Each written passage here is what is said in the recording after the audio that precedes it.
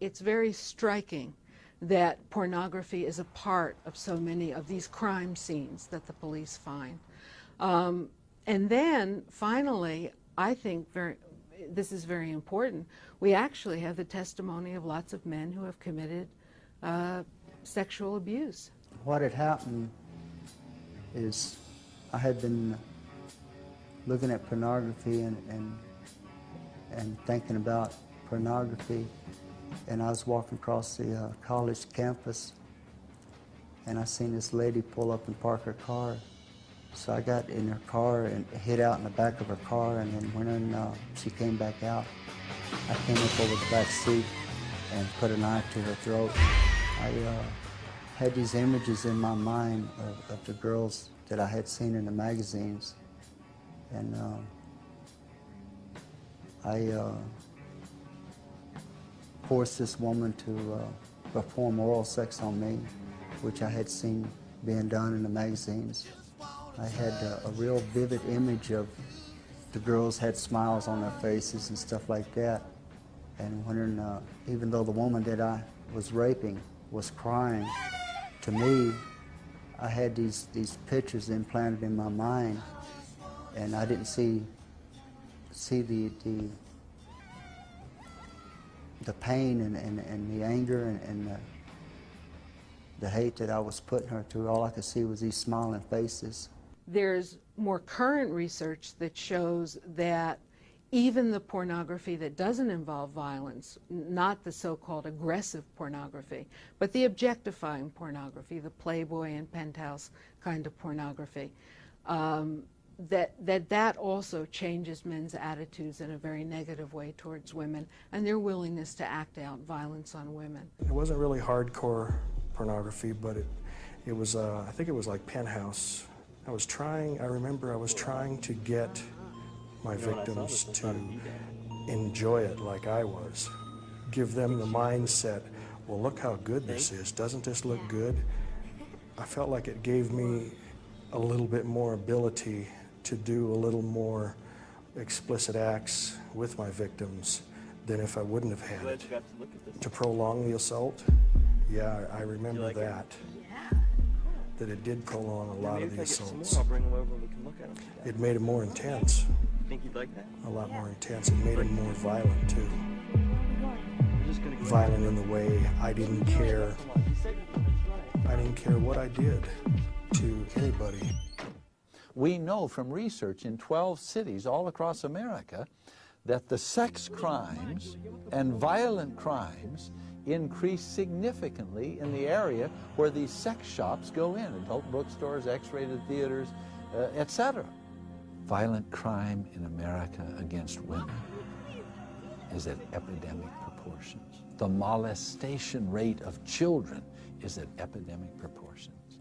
My brother-in-law always had pornographic books. He always had the magazines. He would show both myself, my sister, these dirty books of men and women having sex. He was always at the adult bookstores.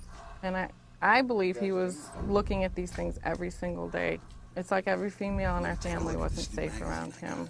He was addicted to the pornography, and I think this is why he was so perpetual in his victimizing everybody.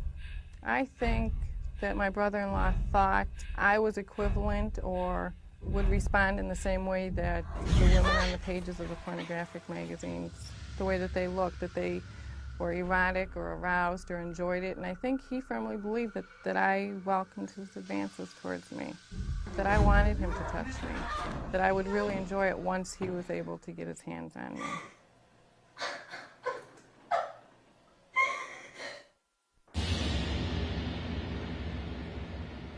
It's clear that the most disturbing issue of pornography has to be its long-term effect on society. And if you think that pornography is too prevalent now, well, just wait.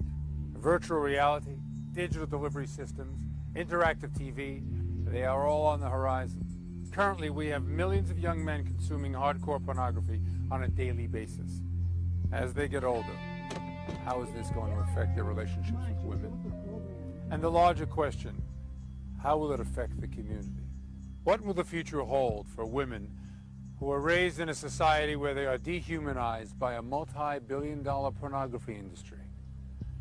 An industry that portrays them as sexually aroused by humiliation, exploitation, and molestation. As a child, I just hid out inside myself. And what that meant was, in school, my entire grade school experience was about trying not to be seen. I remember being on the playground, for example, and watching other children playing, but I couldn't really play. Just couldn't play. The assumption for me, and I'm not alone, is that I was so bad. I was so tainted that I couldn't let anybody know. As a society, we have yet to reach a consensus regarding the effects of pornography, or what we should do about it. On the other hand, the pornography industry isn't waiting around for our verdict. They will continue to mainstream their products into our communities. They will continue to wield more social and political power with their enormous profits. They will continue to disavow any responsibilities for harm caused by their actions. And they will continue to profit from the dehumanization of women and children. Already 1 out of every 4 women are sexually abused by the age of 20. What's that worth?